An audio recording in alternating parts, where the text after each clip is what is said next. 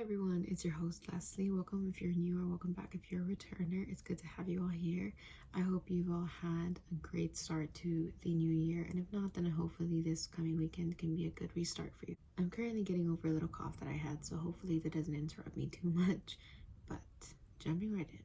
This topic was actually suggested a couple times before when I asked for any recommendations or anything people were interested in that wanted my perspective on, and I found it funny at first, but then, when you start thinking of something, all your opinions come out and everything that you want to share about it come out. And then I realized, people will ask about what they want and bring up topics that they invest themselves into a lot. Which brings up my first point.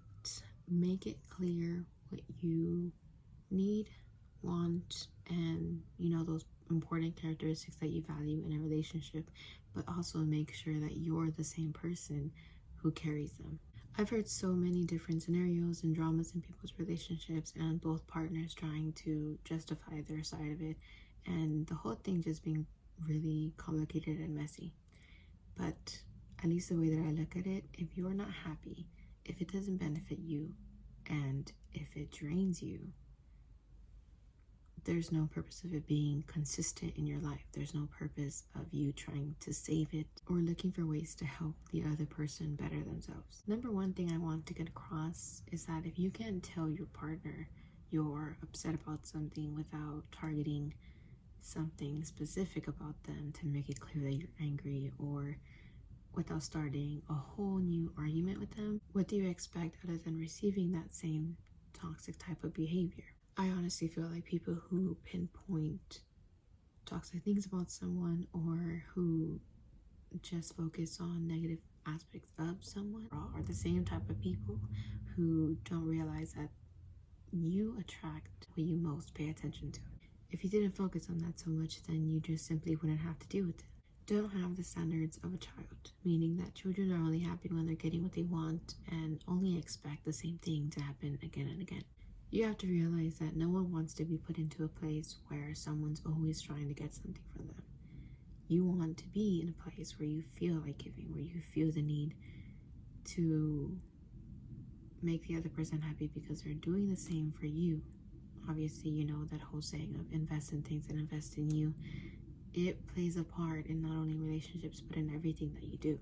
Majority of the time, people follow through with someone else in a relationship because of their first instincts. When you're first liking someone and you're in that honeymoon phase of a relationship, and then hesitate or think back once they figure out some true colors in them, or when you find some pretty big factors that are a big no for you.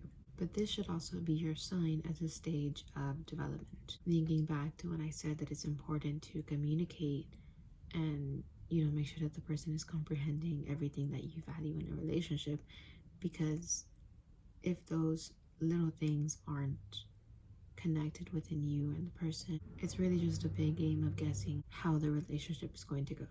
Second biggest point, you should still have independence even if you're in a relationship. You shouldn't be in a place where you're putting all your stress and concerns on your partner because you're not a business or a corporation or something. You're a partnership. You should be able to maintain yourself, carry your own weight, and still have your own life apart from the life you have with your partner. I feel like a lot of people think this is a negative thing to look into because it sounds like I'm telling you not to put your full trust or your full feelings into someone, but no, I'm simply saying it's important to still follow through with your goals and aspirations as it is for the other person to do the same.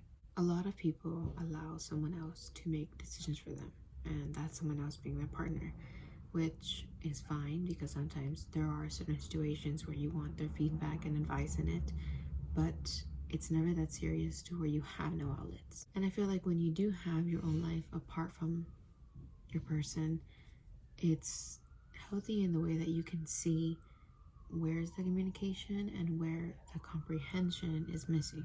For example, it's helpful to say when you like things they do and when something they did might have chewed your last nerve, because it can either be resolved in one healthy conversation or it can be continued and just add more and more pressure to the relationship, and next time it won't be an argument, it'll be the end of the conversation.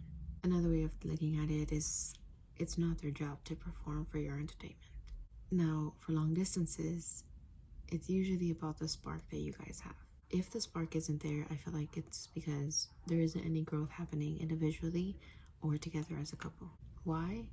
Because if you're both sharing goals and pushing each other to build new skills, then there's always the opportunity of discussing new things, learning from each other, or sharing experiences. However, it's different when you just change. It's normal to move on from people. It's normal for you to take a step back, but it's important to first identify if it's because of problems that are happening outside of the relationship. Because it might just be yourself that wasn't really prepared to be in a serious or committed relationship, or if there's just a lot of factors outside of the relationship that are just carrying a big toll on you. Which in that case, it's also important to communicate it with your partner and make sure that they can understand why you might want to take a step back. And in this, something that comes up, and one thing that I do believe in, is the whole saying of right person, wrong time, which I believe in it because I do believe that everything happens for a reason, and every beginning, every ending, and every, bump in the road can mean that there's something missing or there's something that needs to be taken care of before you continue. Wrapping this up, you don't need to be in a relationship to be happy. I am in one myself, but I'm still working on myself and still trying to find things that are going to keep me happy regardless. Now for my big and final topic for this podcast episode, do I trust my gut more or do I go with my heart? Which I feel like is the biggest question that everyone always asks themselves, because, how do you know that? How do you just go with something and trust yourself on it? My response is I really don't know. And I say that because maybe I don't pay attention enough, but I don't really get into situations where I'm hesitating or going back and forth with myself. I'm a pretty straightforward person, so for me, it's always, if it's making me sad or uncomfortable, it's a no. And if it's making me happy and, it's something new or exciting, then I will go for it. I'll try it out. But I do allow myself to make changes if it's necessary. You just really have to put some thinking into it and not just do it because everyone else is doing it or do it because people are telling you to go for it. Thanks for giving me some time out of your day to talk about relationships. I hope that your weekend goes great and hopefully you have a fresh new week next week. If you haven't already, reset yourself for the new year.